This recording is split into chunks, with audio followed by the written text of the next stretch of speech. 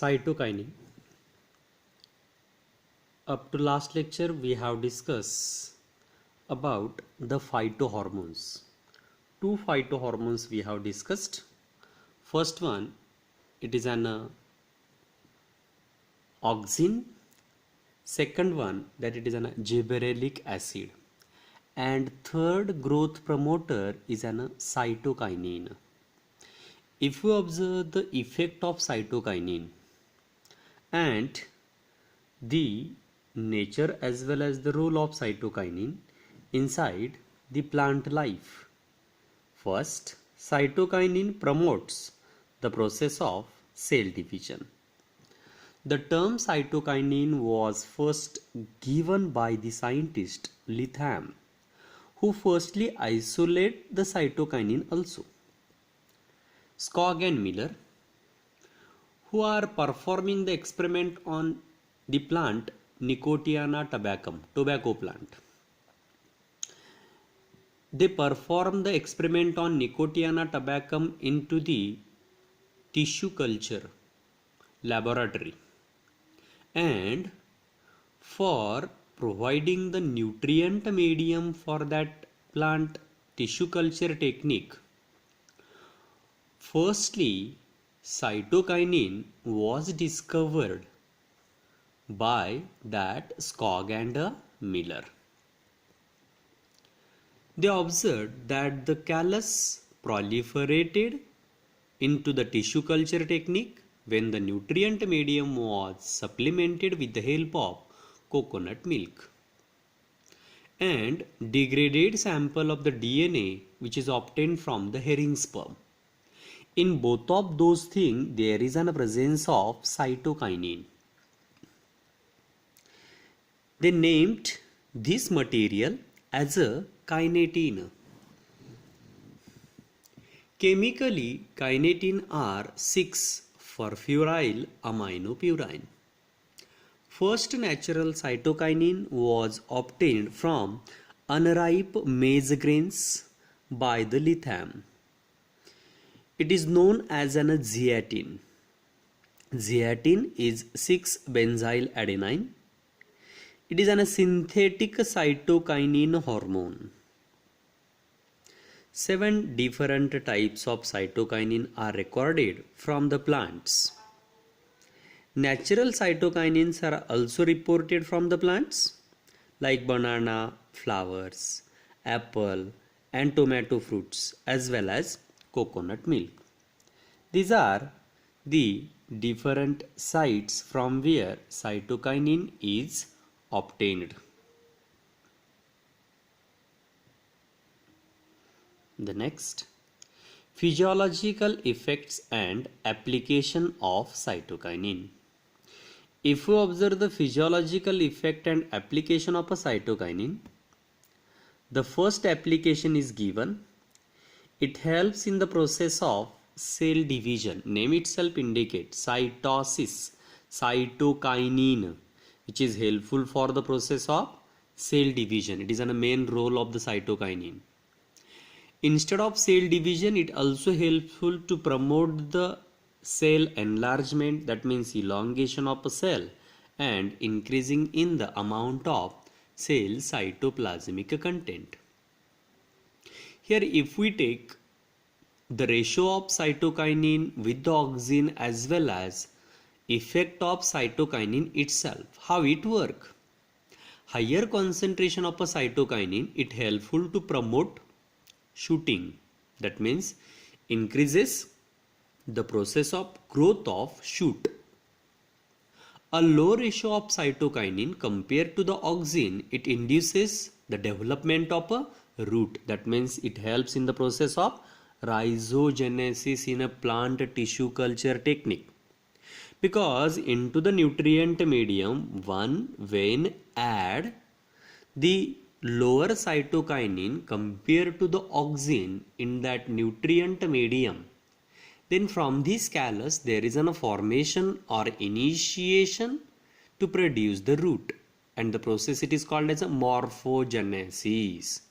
By the process of morphogenesis, one can observe here that roots are formed from this lower concentration of a cytokinin compared to the auxin.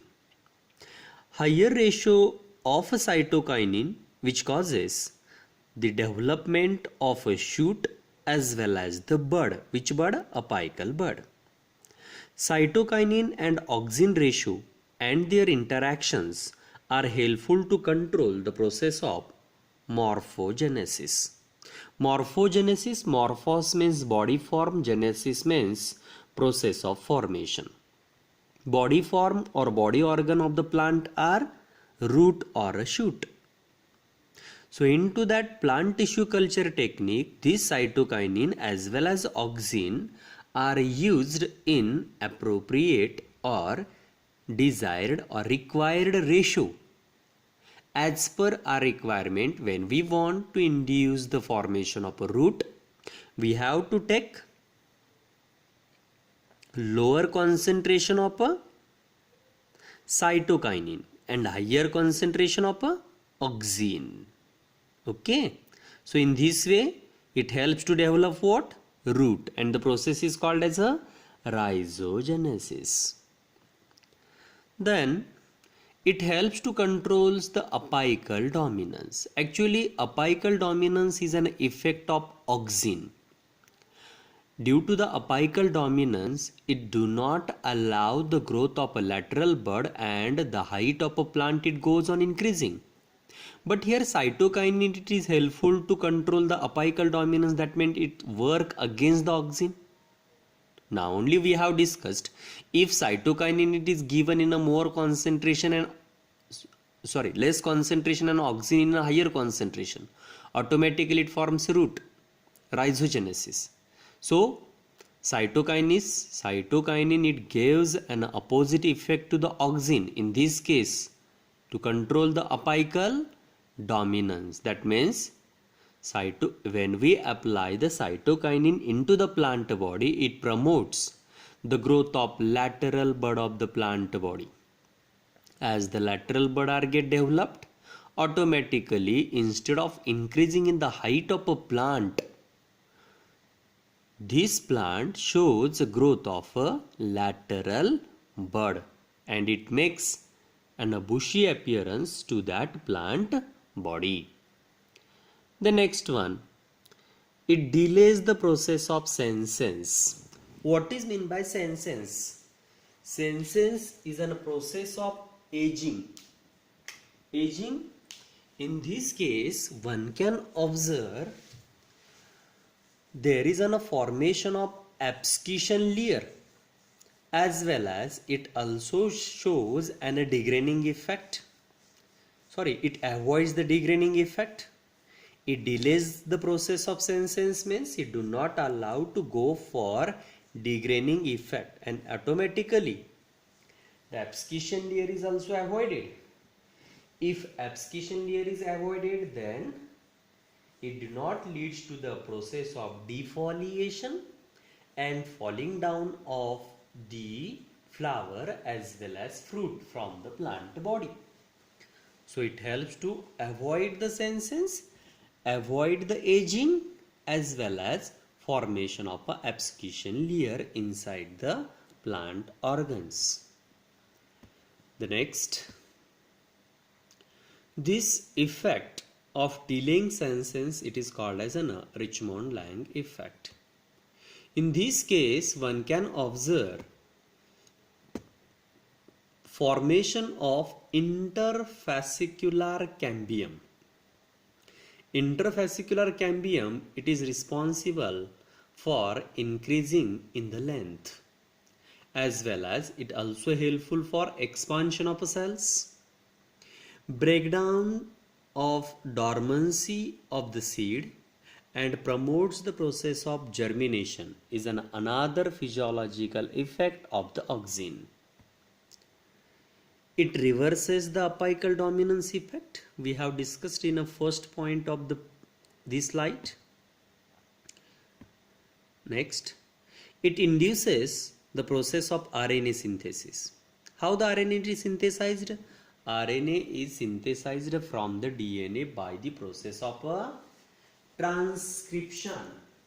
The RNA is formed from the DNA by the process of transcription, and this process of transcription is performed inside the nucleus.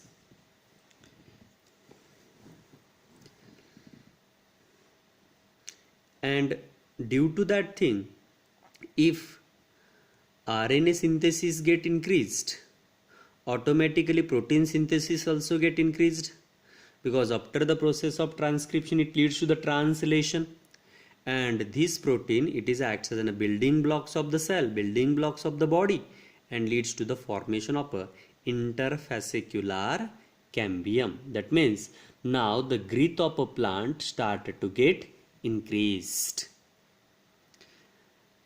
The next, up to 8, in this topic we have discussed about the 3 different growth promoters as auxin, gibberellic acid, and third, cytokinin. This one, it is a growth inhibitor.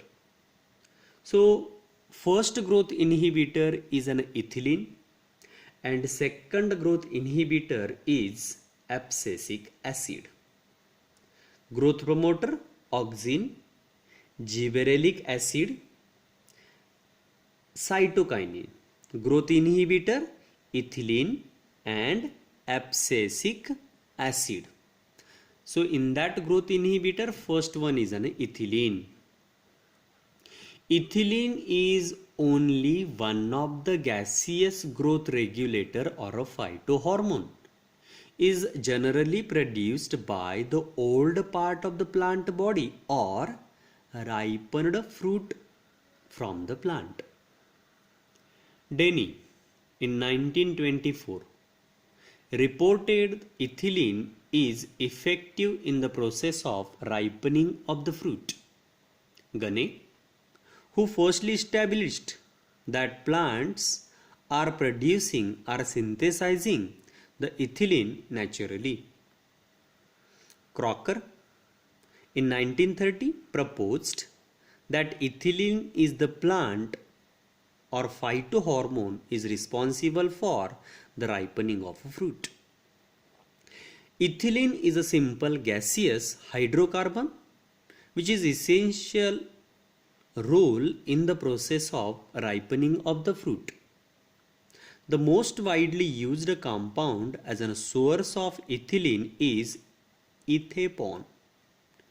It is synthesized inside the roots, shoots, and apical meristem, as well as it is also obtained from the ripening fruits. The mostly used ethylene, it is what? Ethapone, and is generally applied during the ripening of fruits artificially. Now, what is a physiological effect as well as application of ethylene into the plant life? First, ethylene, it promotes the process of ripening. That means when you want to give a more amount of a fruit, when you want to bring the more amount of a fruit into the market as a ripened fruit, then one can use the ethylene to ripen the fruit on a large scale.